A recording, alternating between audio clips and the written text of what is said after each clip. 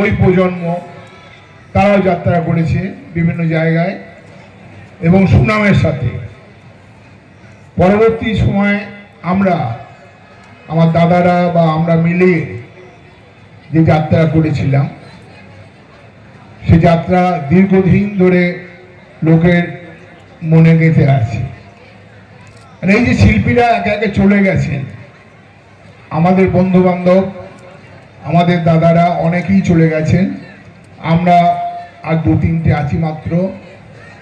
কুশলীর বড় দলে যাত্রা হচ্ছে, এই কথাটা দুর্গাপুজো বা দোলের সময় যখন হতো, তখন আমরা কালীতলায় এরকম প্যান্ডেল ছিল না, এরকম আলোও ছিল না, ডেড লাইটের আলো আর খালি গলায় আমাদের করতে হতো।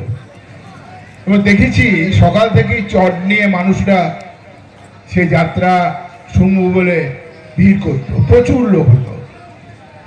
সেই যে দলটা, যে বড় দল, তার প্রধান কাণ্ডারি ছিল দেবু চৌধুরী, আরো অনেকেই ছিলেন, আমি সে নামগুলো আর করছি না। এই দেবু চৌধুরী ছিল মেন কাণ্ডারি। সম্প্রতি কিছুদিন হলো তিনি প্রয়াত হয়েছেন, তাই তার স্মৃতির প্রতি শ্রদ্ধা জানিয়ে আমরা তাকে স্মরণ করতে চাই।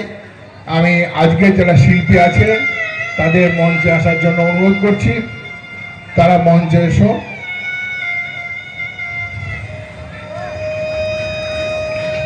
পিছনে দাঁড়িয়ে যা, দাঁড়িয়ে যাও, সব পরপর দাঁড়িয়ে যা, পরপর দাঁড়িয়ে যা।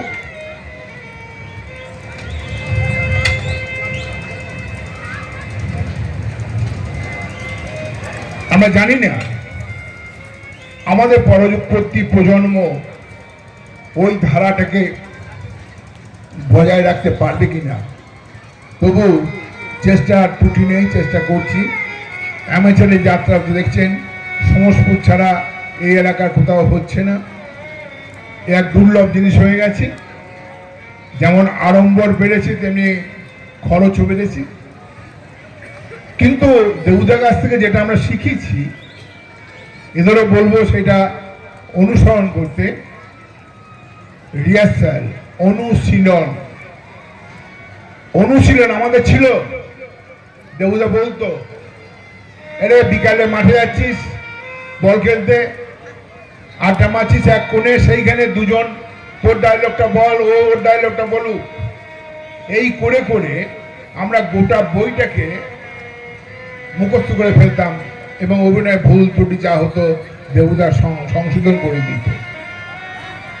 আর আমাদের কাছ থেকে মানুষকে, সব মানুষকেই চলে যেতে হবে, সেও চলে গেছে।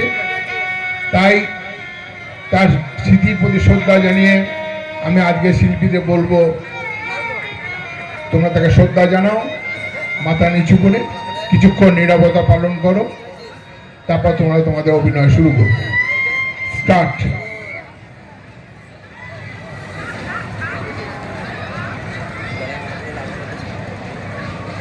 ঠিক আছে, ঠিক আছে, যাও তুমি যাও। আরম্ভ হচ্ছে আগে যাত্রাপালা।